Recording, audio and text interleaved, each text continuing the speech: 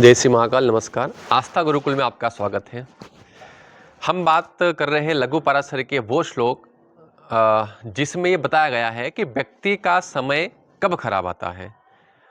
आयुर्विचार करके एक अध्याय है, वही अध्याय चल रहा है। इससे पहले हमने जो वो 2 श्लोक पढ़े थे वो इसी अध्याय से जुड़े हुए थे और उसमें हमने 2 महत्वपूर्ण भाव की व्याख्या उसमें की गई थी कि मारक भाव किसे कहा जाता है, क्योंकि मारक भाव से ही जुड़ा हुआ है कि व्यक्ति का समय खराब कब आता है। तो जितने ये तीनों जो श्लोक हैं ये यही कह रहे हैं कि व्यक्ति का ग्राफ जीवन में कब गिरता है, उसको मृत्युतुल्य कष्ट कब होता है, वो कब मरता है, कब उसका समय खराब आता है। तो इसमें सबसे महत्वपूर्ण भाव जो इससे पहले 2 बताए गए थे वो थे मारक भाव, जो हमने पढ़ा अष्टम ही आयुषः स्थान अष्टमा ऐसे करके जो श्लोक था कि अष्टम भाव आयु का भाव है, उसका व्यय करने वाला मारक कहा गया। 2 और 7 मारक कहे गए। तो उसके बाद जो हमने एक लाइन पढ़ी थी उसमें आया था कि तद शितु तत्र गताः पापी नस्तेन सयुता की मारकेश। इससे पहले क्लियर हो गया था कि मारक का मालिक हमेशा खराब फल देता है। 2-7 का मालिक हमेशा, क्योंकि उसका नाम है मारक के मारने वाला। 2-7 के मालिक की दशा में व्यक्ति का ग्राफ गिरता है। तदि शितु, तदि मतलब उनका शितु मालिक, तत्र गताः कहाँ गया, पापी नस्तेन सयुता कि क्या पापी ग्रह के साथ बैठा है, मतलब मार्केश की दशा खराब जाएगी, 2-7 भाव की दशा खराब जाएगी। लेकिन 2-7 भाव के मालिक यदि पापी ग्रह के साथ है तो पापी ग्रह की दशा भी खराब जाएगी और मार्केश की दशा भी खराब जाएगी, जिसमें उसका ग्राफ गिरेगा। अब अगली लाइन कहते हैं कि तेषाम दशा विपाकेषु संभवे निधनम नृणाम। तेषाम दशा विपाकेषु, तेषाम वो दशा विपाकेषु पाकर भी, कौन सी दशा कि मार्केश की दशा में भी व्यक्ति का ग्राफ नहीं गिरा, वो मृत्युतुल्य कष्ट उसको नहीं मिला।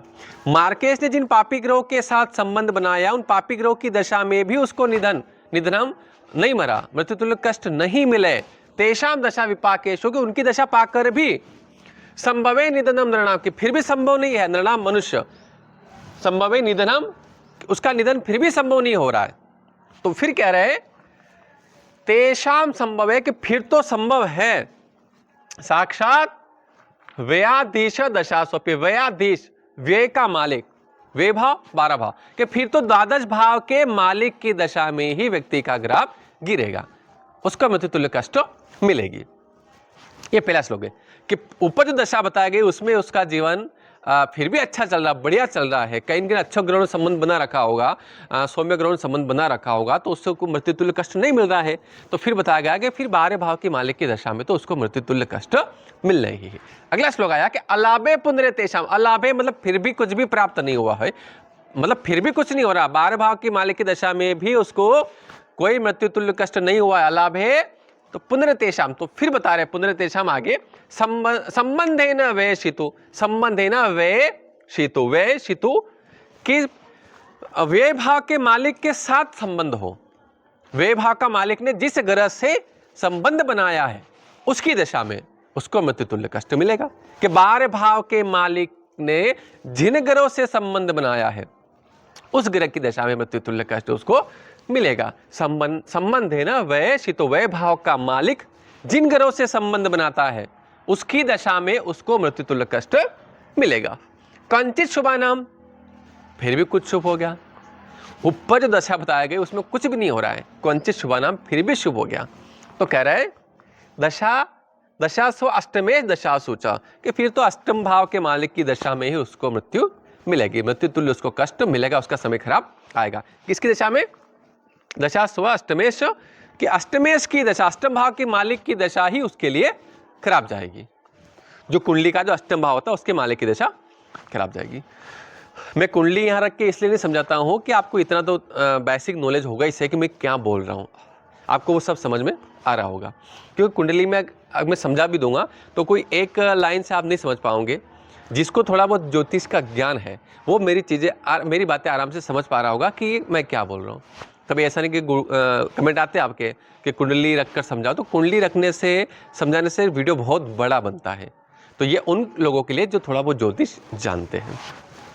अब अगला श्लोक है केवलानां च पापानां दशासु निधनम क्वचित कल्पनीयम बुद्धेर्नृणाम मारकाणाम दर्शने, मारकाणाम दर्शने, मारक की दशा प्राप्त नहीं हो तो बुद्ध निर्णाम, बुद्धिमान मनुष्य को, निर्णाम मनुष्य को कल्पना करनी चाहिए। अब कह रहे कि केवलानाम च पापानाम, कि फिर भी ऊपर जो दशा बताई गई उसमें से किसी में उसको कुछ भी नहीं हुआ, तो केवलानाम च पापानाम, केवल पापी ग्रह की दशा में निधनम क्वचित, केवल पापी ग्रह की दशा में ही उसका मरण होगा, ऐसी कल्पना ज्योतिषों को, बुद्धिमान मनुष्यों को करनी चाहिए मारक की दशा प्राप्त नहीं होने की स्थिति में। यदि मारक की दशा उसको नहीं मिलती है, ऐसी कोई दशा उसके जीवन में नहीं आ रही है, तो केवल पापी ग्रह की दशा में ही उसका निधन समझना चाहिए। ये यहाँ पे पाराशर जी इशारा कर रहे हैं। तो ये जो जितने भी श्लोक थे, ये केवल व्यक्ति का समय खराब कब आता है, व्यक्ति को कष्ट जीवन में कब होता है, व्यक्ति की मृत्यु कब होती है, व्यक्ति को रोग कब होता है, यही सारे चीज़ें बताई। तो एक बार मैं रिपीट कर देता हूँ कि सबसे पहले मारक की दशा में व्यक्ति को मृत्यु तुल्य कष्ट मिलता है।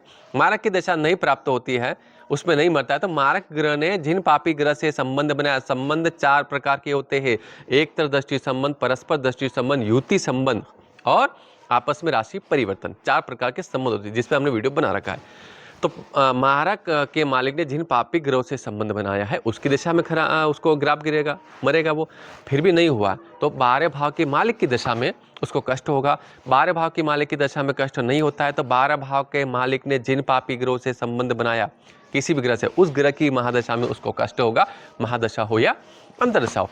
फिर भी उसकी दशा में प्राप्त नहीं होता है तो फिर अष्टम भाव के मालिक की दशा में ही उसको कष्ट होगा। अष्टम भाव के मालिक की दशा में भी कष्ट नहीं होता है तो केवल पापी ग्रह की दशा में उसको कष्ट होगा, ऐसा पाराशर जी इशारा कर रहे हैं। जय श्री